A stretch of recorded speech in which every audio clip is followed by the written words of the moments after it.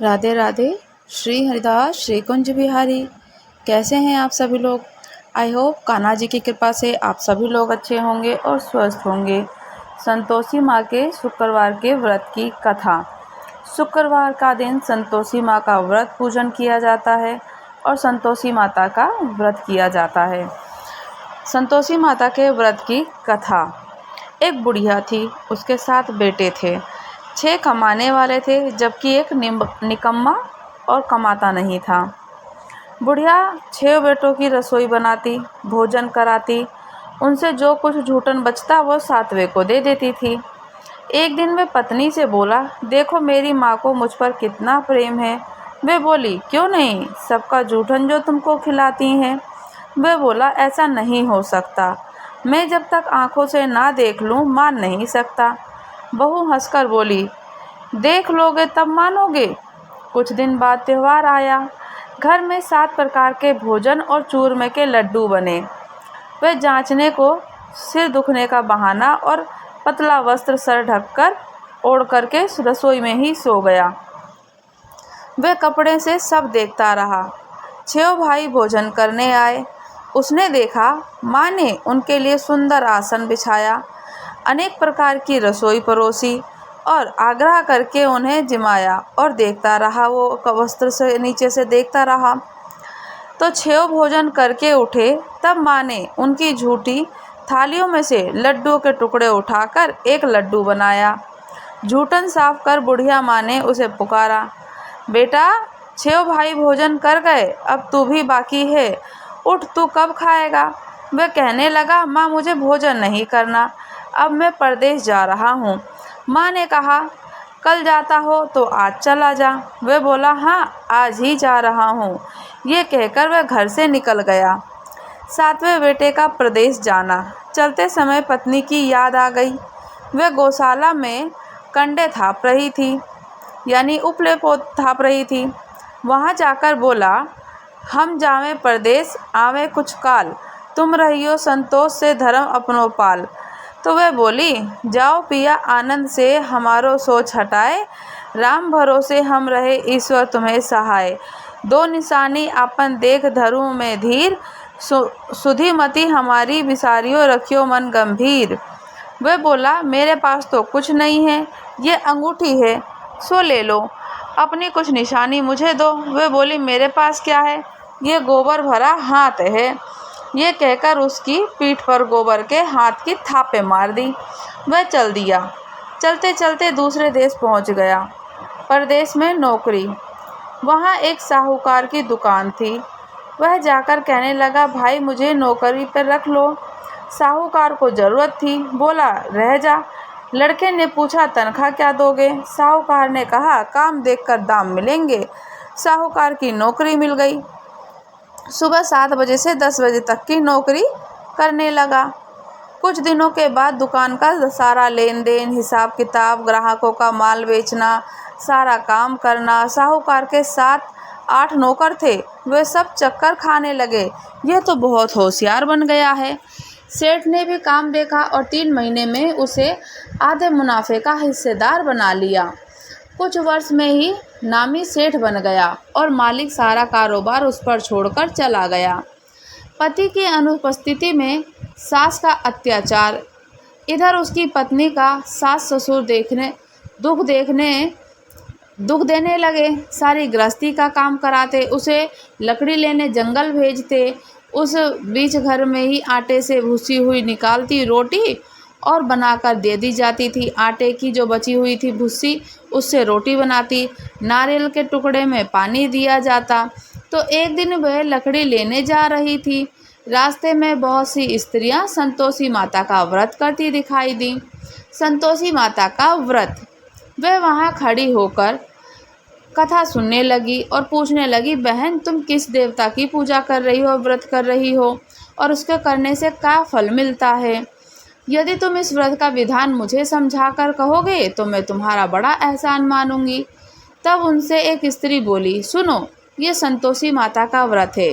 इसके करने से निर्धनता, दरिद्रता का नाश हो जाता है और कुछ जो मन में कामना हो वो सब संतोषी माता की कृपा से पूरी हो जाती हैं।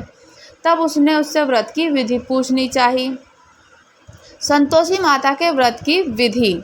वह भक्तनी स्त्री बोली, 1.25 आने का गुड़ चना ले लेना, इच्छा हो तो 5.25 आने का ले लेना, या 1.25 रुपये का सहूलियत के अनुसार, जितनी तुम्हारी शक्ति उसकी शक्ति के अनुसार कार्य करना।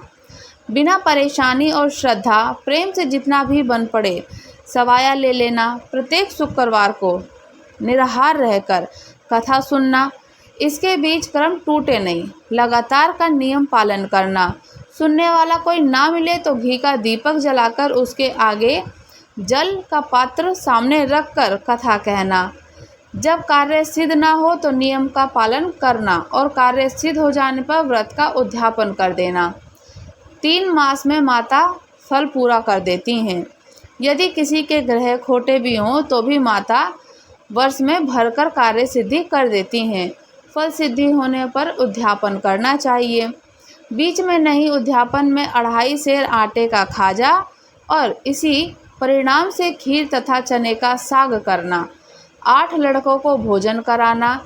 जहाँ तक मिले देवर जेठ भाई बंधु हो और ना मिले तो रिश्तेदार पास पड़ोसियों को बुलाना, उन्हें भोजन कराकर अपनी शक्ति के अनुसार दक्षिणा दे देना। माता का नियम पूरा करना। उस दिन घर में खटाई मत खाना। जिस दिन शुक्रवार का व्रत हो तो खटाई नहीं खाई जाती। यह सुन बुढ़िया के लड़के की बहू चल दी। व्रत का प्रण करना और संतोषी माँ का दर्शन देना। रास्ते में लड़की के बोझ को बेच दिया। रास्ते में लकड़ी का बोझ उसने बेच दिया और उन पैसों से गुड़ चना ले आई। माता का व्रत की तैयारी करी। आगे चली और सामने मंदिर देखकर पूछने लगी, ये मंदिर किसका है? सब कहने लगे, संतोषी माता का मंदिर है। ये सुनकर माता के मंदिर में जाकर चरणों में लौटने लगी। दीन ही विनती करने लगी, माँ मैं निपट अज्ञानी, व्रत में कुछ भी नियम नहीं जानती, मैं दुखी हूँ। माता जगत जननी मेरा दुख दूर कर, मैं तेरी शरण में हूँ। माता को दया आई। एक शुक्रवार बीता, दूसरे को उसका पति का व्रत और पति का पत्र आ गया और तीसरे शुक्रवार को उसका भेजा हुआ पैसा वहाँ आ पहुँचा। ये देखकर जेठ जेठानी मुँह सिकोड़ने लगे। लड़के ताने देने लगे। काकी के पास पत्र आने लगे, रुपया आने लगा। अब तो काकी की खातिर बढ़ेगी। बेचारी सरलता से कहती, भैया कागज़ आवे रुपया आवे, हम सब के लिए अच्छा है। ऐसा कहकर आंखों में आंसू भरकर संतोषी माता के मंदिर आ मातेश्वरी जी के चरणों में गिरकर रोने लगी। माँ मैंने तुमसे पैसा कब मांगा? मुझे पैसे से क्या काम? मुझे तो अपने सुहाग से काम है। मैं तो अपने स्वामी के दर्शन मांगती हूँ। तब माता ने प्रसन्न होकर कहा, जा बेटी तेरा स्वामी आएगा। ये सुनकर खुशी से बावली होकर घर में जा काम करने लगी। अब संतोषी माँ विचार करने लगी, इस भोली पुत्री को मैंने कह तो दिया तेरा पति आएगा, लेकिन कैसे आएगा? वह तो इसे स्वप्न में भी याद नहीं करता। उसे याद दिलाने को मुझे ही जाना पड़ेगा। इस तरह माता उस बुढ़िया के बेटे के पास स्वप्न में प्रकट हुई। कहने लगी, साहूकार के बेटे सो रहा है या जागता है? वह कहने लगा, माता सोता भी नहीं और जागता भी नहीं, कहो क्या आज्ञा है? माँ कहने लगी, तेरे घर बार कुछ है कि नहीं? वे बोला, मेरे पास सब कुछ है, माँ बाप बहू की क्या कमी। तो माँ बोली, भोले पुत्र तेरी बहू घोर कष्ट उठा रही है, तेरे माँ बाप उसे परेशानी दे रहे हैं, वह तेरे लिए तरस रही है, तू उसकी सुध ले। वे बोला, माताजी ये तो मालूम है, परंतु जाऊं तो कैसे? परदेश की बात है, लेन देन का कोई हिसाब नहीं जानता, रास्ता नहीं आता, कैसे चला जाऊं? माँ कहने लगी, मेरी बात सुन, सवेरे नहा धोकर संतोषी माता का नाम ले और घी का दीपक जलाकर दंडवत कर दुकान पर जा। देखते देखते सारा लेन देन चुक जाएगा, जमा का माल बिक जाएगा। सांझ होते ही धन का भारी ढेर लग गया।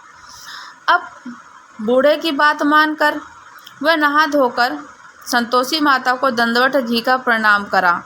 घी का दीपक प्रज्वलित करके संतोषी माता को दंडवत करके जलाकर दीपक दुकान पर जा बैठा। थोड़ी देर में देने वाले रुपया लाने लगे, हिसाब करने लगे। कोठे पर भरे सामान खरीदकर नगद दाम दे गए। सौदा करने लगे। शाम तक धन का भारी ढेर लग गया। मन में माता का नाम लेकर चमत्कार देख प्रसन्न हो गया और वे रास्ते गहना पकड़ा रास्ता और घर जाने के लिए गहना कपड़ा सामान खरीदने लगा। यहाँ काम से निपट तुरंत घर को रवाना हुआ। उधर उसकी पत्नी जंगल में लकड़ी लेने जाती और लौटते वक्त माता के मंदिर में विश्राम करती। वह तो उसके प्रतिदिन रुकने को ही जा स्थान पर ठहरा तो धूल उड़ती देख वह माता से पूछती कि माता, ये धूल कैसे उड़ रही है? तो माता कहती, पुत्री, तेरा पति आ रहा है। अब तू ऐसा कर, लकड़ियों के 3 बोझ बना दे। एक नदी के किनारे रख, दूसरा मेरे मंदिर पर और तीसरा अपने सर पर। तेरे पति को लकड़ियों का गट्ठर देख मोह पैदा हो गया, वह वहाँ रुकेगा। तेरे पति को लकड़ियों का गट्ठर देख मोह पैदा होगा, वह यहाँ रुकेगा। नाश्ता पानी खाकर माँ से मिलने जाएगा। तब तू लकड़ियों का बोझ उठाकर जाना और चौक में गट्ठर डालकर जोर से आवाज़ लगाना कि लो सासू जी, लकड़ियों का गट्ठर लो, भूसे की रोटी दो, नारियल के खोपड़े में पानी दो, आज मेहमान कौन आया है। माता जी से बहुत अच्छा कहकर वे प्रसन्न मन लकड़ियों से 3 गट्ठर बनाई। एक नदी के किनारे पर और एक माता जी के मंदिर पर रख दिया। इतने में मुसाफिर आ पहुंचा, उसका पति आ पहुंचा। सूखी लकड़ियों को देखकर उसकी इच्छा उत्पन्न हुई कि ये हम यहीं विश्राम करें और भोजन बनाकर खा पीकर गांव जाएं। इसी तरह से रुककर भोजन बनाया, विश्राम करके गांव को गया, सबसे प्रेम से मिला। उसी समय सिर पर लकड़ी का गट्ठर लिए उतावली सी आती लकड़ियों का बोझ, भारी बोझ आंगन में डालकर जोर से 3 आवाज़ देती है, लो सासू जी, लकड़ियों का गट्ठर लो, भूसी की रोटी दो, आज मेहमान कौन आया है। ये सुनकर उसकी सास बाहर आकर अपने दिए हुए कष्टों को भुलाने हेतु कहती है, बहू, ऐसा क्यों कहती है? तेरा मालिक ही तो आया है, आ बैठ, मीठा भात खा, भोजन कर, कपड़े गहने पहन। उसकी आवाज़ सुन उसका पति बाहर आता है। अंगूठी देख व्याकुल हो जाता है। माँ से पूछता है कि माँ, ये कौन है? माँ बोली, बेटा, ये तेरी बहू है। जब से तू गया है तब से सारे गांव में भटकती फिरती है, घर का काम काज कुछ नहीं करती, 4 पहर खाकर जाती है। वह बोला, ठीक है माँ, मैंने इसे भी देखा और तुम्हें भी देखा, अब दूसरे घर की ताली दो, उसमें रहूँगा। माँ बोली, ठीक है, जैसे तेरी मर्जी। तब वह दूसरे मकान की 3री मंजिल का कमरा खोलकर सारा सामान जमाया। एक दिन में राजा के महल में जैसा ठाट बाट बन गया। अब क्या था, बहू सुख भोगने लगी। इतने में शुक्रवार आया। शुक्रवार के व्रत का उद्यापन भूलकर खटाई का इस्तेमाल हो गया। शुक्रवार की जब व्रत का उद्यापन हो तो खटाई का इस्तेमाल कर दिया। उसने अपने पति से कहा, मुझे संतोषी माता के व्रत का उद्यापन करना है। पति बोला, खुशी से कर लो। वह उद्यापन की तैयारी करने लगी। जेठानी के लड़कों को भोजन के लिए कहने गई।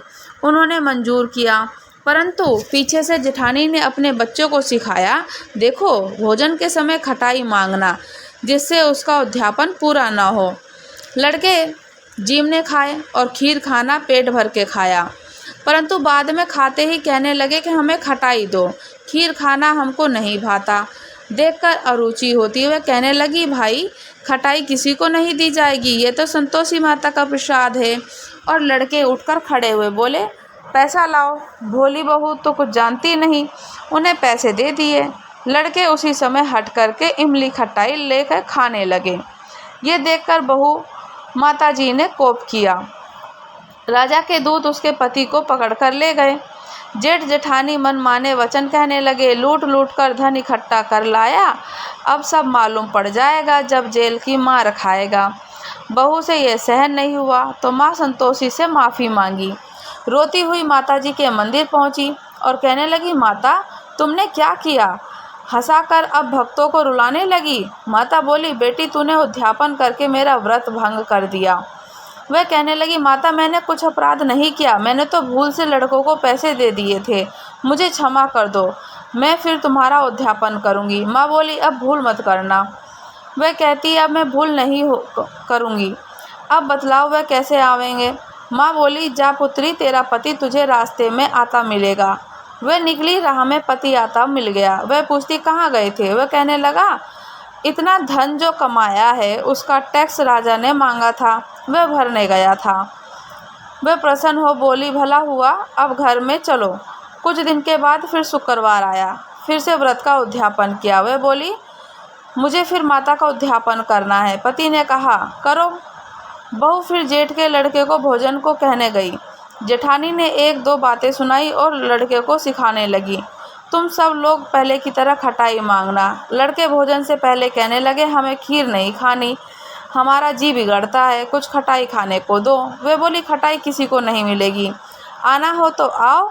वह ब्राह्मणों के लड़कों को लाकर भोजन कराने लगी, यथाशक्ति अपनी दक्षिणा दी और जगह एक एक फल उन्हें संतोषी माता प्रसन्न हुई। संतोषी माता का फल, माता की कृपा होते ही 9वें मास में उसके चंद्रमा के समान सुंदर पुत्र प्राप्त हुआ। पुत्र को पाकर प्रतिदिन माता जी के मंदिर को जाने लगी। माँ ने सोचा, ये रोज आती है, आज क्यों ना इसके घर चलूं। ये विचार कर माता ने भयानक रूप बनाया। गुड़ चने से सना मुख, ऊपर से सूंड के समान होठ और उस पर मक्खियाँ भिन्न भिन्न प्रकार की लगा दी। देहली पर पैर रखते ही उसकी सास चिल्लाई, देखो रे, कोई चुड़ैल डाकनी चली आ रही है, इसको भगाओ, नहीं तो किसी को खा जाएगी। लड़के भागने लगे, चिल्लाकर खिड़की बंद करने लगे। बहू रोशनदान में से देख रही थी, प्रसन्नता से पागल बनी, चिल्लाने लगी, आज मेरी माता जी मेरे घर आई हैं। वे बच्चे को दूध पीने से हटाती हैं। इतने में सास का क्रोध फटा और बोली, क्या उतावली हुई, बच्चे को पटक दिया। इतने में माँ का प्रताप से लड़के को नजर आने लगी। वे बोली, माँ, मैं जिसका व्रत करती हूँ ये संतोषी माता है। सबने माता जी के चरण पकड़ लिए और विनती करके कहने लगे, माता जी, हम मूर्ख हैं, अज्ञानी हैं, तुम्हारे व्रत की विधि हम नहीं जानते, व्रत भंग कर हमने बड़ा अपराध किया। हे जगमाता, आप हमारा अपराध क्षमा करो। इस प्रकार माता प्रसन्न हुई। बहू को प्रसन्न हो, जैसा फल दिया वैसा माता सबको देना, जो पढ़े उसका मनोरथ पूर्ण करना। बोलो संतोषी माता की जय हो। राधे राधे। श्री हरिदास श्री कुंज बिहारी।